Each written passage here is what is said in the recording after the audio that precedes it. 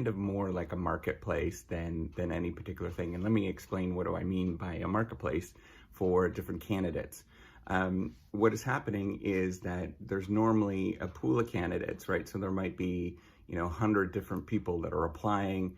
And then of that, a group of people, it's a committee, will pick, and the committee is, 3 people, probably, somewhere around there. And they will pick the top 5 candidates in which they would like to interview. And then so you interview these individuals. And as you're interviewing them, generally you try to score them or, rate them. And as you go through the process, you can't give any sort of signs to the first person compared to the last person, because what might happen is that the first person might be extraordinarily good, but then the last person might be just, knock our socks off or knock people's socks off, right? So it's very difficult to sort of figure that out. And then the other thing that ends up happening is that, so it is kind of like a consensus. Everything in a university is very much sort of consensus based. It's kind of weird that way. A lot of businesses sometimes operate in consensus, but universities are really particularly bad for that because everything's done by committee. Everything is sort of democratic where everybody votes. And so those 3 people that are evaluating you, they will sit down and, once you've done the sort of rank ordering, and generally there's, different criteria and stuff of like, did this person seem like they knew what research was about? Did this person, communicate well? Did this person demonstrate ability to ask questions? Things like that, sort of different criteria.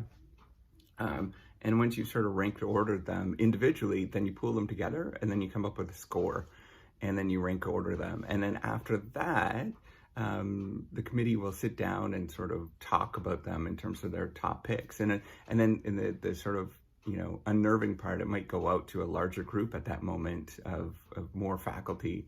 And then they might sort of assess, and you might have a meeting with the larger faculty, and they might sort of say, we have resource constraints in this particular area, but, we could use somebody that's doing this particular thing over here. And so even if you are a top candidate in one particular area, they just might have, resource constraints in that particular area, meaning that they just don't have the funding, or, maybe they don't have the faculty to cover this particular topic, or, all those kind of things. So even if you are spectacular and everybody's really excited, that might be an issue in terms of thinking about what's going on. And there's these conversations that go on a regular basis, goes from the get-go of the beginning of the year, where we sort of decide, or people decide of do we have sort of money for doctoral students, PhD students, and then to the end where we're like, okay, can we handle this? This person is really good, but can we handle that person? And if we determine no, because maybe there is going to be something that happens in a year or two, and we're sort of anticipating that, maybe a couple of people are going to retire, for example, then people, then we are sort of forced to say, maybe we should wait.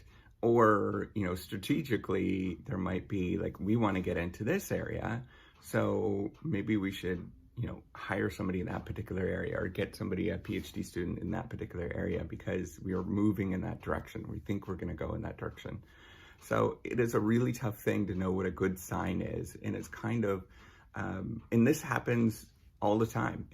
When you go in the job market, once you become an assistant professor, or you're a professor and you're going on the job market, you're really going to go through this, where you might do your best, and you might be extraordinary in the interview, and you might have connected really well with somebody, but then it just doesn't work out because it's based on committee, or, there's just so many things, so many different variables.